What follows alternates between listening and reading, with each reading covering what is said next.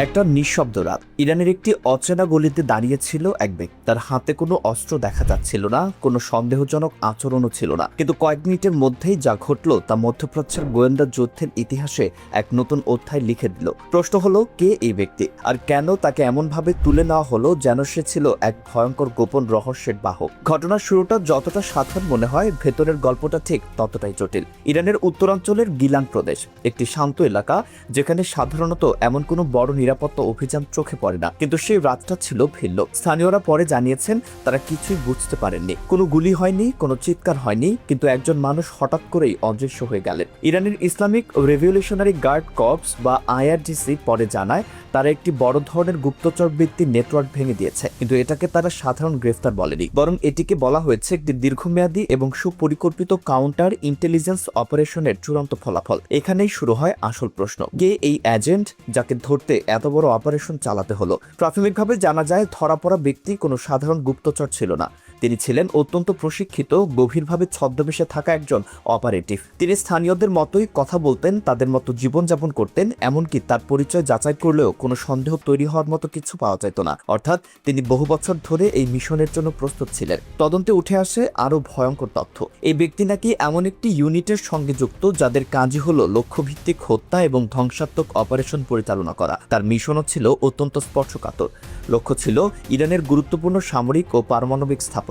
কিন্তু এখানেই গল্পটা মোড় নেয়। এই অপারেশন শুধু মাটির উপর সীমাবদ্ধ ছিল না, এর বড় অংশ পরিচালিত হচ্ছিল অনলাইনে। বলা হচ্ছে একটি অত্যন্ত সুরক্ষিত ডিজিটাল প্ল্যাটফর্ম ব্যবহার করে তাকে প্রশিক্ষণ দেওয়া হচ্ছিল। সে প্ল্যাটফর্ম প্রতি ঘন্টায় তার অবস্থান বদলাতো, আইপি পরিবর্তন করত যাতে কোনোভাবেই ট্র্যাক করা না যায়। তাহলে প্রশ্ন আসে, এত নিরাপদ একটি সিস্টেম ভাঙল কিভাবে? আইআরজিসির সাইবার ইউনিট এখানেই তাদের সবচেয়ে বড় চালটি চালায়। তারা সরাসরি আক্রমণ করেনি, বরং তারা পর্যবেক্ষণ করেছে। দিনের পর দিন, মাসের পর মাস তারা সেই যোগাযোগের প্রতিটি অংশ বিশ্লেষণ করেছে এবং একসময় তারা বুঝতে পারে এই নেটওয়ার্কে ঢোকার একমাত্র উপায় হলো প্রতারণা। তারা তৈরি করে একটি নকল প্ল্যাটফর্ম, হুবহু একই রকম দেখতে, একই ধরনের এনক্রিপশন, একই রকমের ইন্টারফেস। এরপর একটি সুপরিকল্পিত ফিশিং অপারেশনের মাধ্যমে সেই এজেন্টকে আসল প্ল্যাটফর্ম থেকে সরিয়ে নিয়ে আসা হয় এই নকল পরিবেশে। এখানেই ঘটে সবচেয়ে বড় প্রতারণা। এজেন্ট ভেবেছিলেন তিনি তার হ্যান্ডলারের সঙ্গে কথা বলছেন, কিন্তু বাস্তবে তিনি কথা বলছিলেন আইআরজিসির একজন অফিসারের সঙ্গে, যিনি পুরোপুরি সে পরিচয় ধারণা করেছিলেন।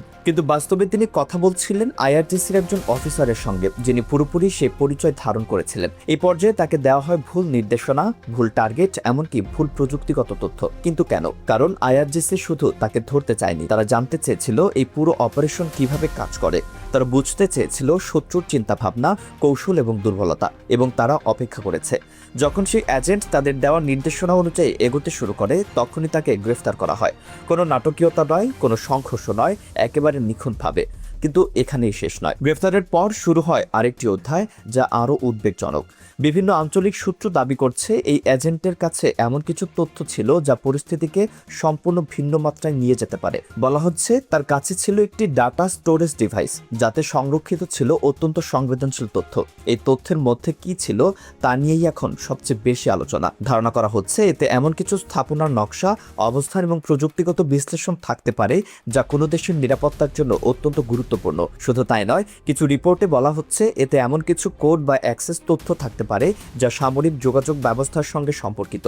এমন পরিস্থিতিতে স্বাভাবিকভাবে প্রশ্ন উঠছে, এই তথ্য যদি সত্যিই অন্য পক্ষের হাতে যায়, তাহলে তার প্রভাব কি হতে পারে? এখানেই আসে আন্তর্জাতিক প্রতিক্রিয়া। খবর পাওয়ার পরপরই সংশ্লিষ্ট দেশের শীর্ষ পর্যায়ে জরুরি বৈঠক ডাকা হয়। নিরাপত্তা বিশ্লেষকদের মতে এই ধরনের বৈঠক সাধারণত তখনই ডাকা হয় যখন পরিস্থিতি অত্যন্ত গুরুতর হয়ে ওঠে। কিন্তু এই ঘটনা কি সত্যি এত বড়? কিছু বিশেষজ্ঞ বলছেন এটি একটি বড় ধরনের গোয়েন্দা ব্যর্থতা হতে পারে, আবার অন্যরা বলছেন এটি তথ্য যুদ্ধের অংশ হতে পারে, যেখানে এক পক্ষ অন্য পক্ষকে মনস্তাত্ত্বিকভাবে চাপে রাখতে চায়। আর এখানে দর্শকদের জন্য সবচেয়ে গুরুত্বপূর্ণ প্রশ্নটা দাঁড়ায়, আমরা যা শুনছি তার কতটা বাস্তব আর কতটা কৌশল?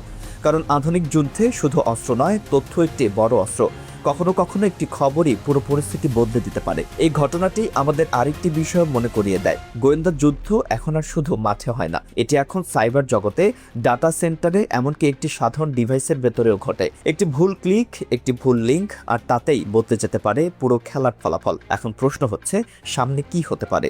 এই ধরনের ঘটনার পর সাধারণত নিরাপত্তা জোরদার করা হয়, অভ্যন্তরীণ তদন্ত শুরু হয় এবং ভবিষ্যতে এমন ঘটনা ঠেকাতে নতুন কৌশল নেওয়া হয়। কিন্তু একই সঙ্গে বাড়ে ভয়ে, উত্তেজনা, অবিশ্বাস এবং পাল্টা পদক্ষেপের সম্ভাবনা। মধ্যপ্রাচ্যের মতো একটি সংবেদনশীল অঞ্চলে এই উত্তেজনা কতটা দূর যেতে পারে তা এখনও অনিশ্চিত। তবে একটা বিষয় স্পষ্ট, এই ঘটনাটি শুধু একজন এজেন্টের গ্রেফতার নয়, এটি একটি বড় খেলায় একটি গুরুত্বপূর্ণ চাল, যার প্রভাব অনেক দূর পর্যন্ত যেতে পারে। শেষে একটা প্রশ্ন থেকেই যায়, এই খেলায় আসলে কে এগিয়ে, যে ধরা পড়েছে নাকি যে ধরেছে? আর সবচেয়ে বড় কথা, এই নীরব যুদ্ধের পরবর্তী চালটা কে দেবে?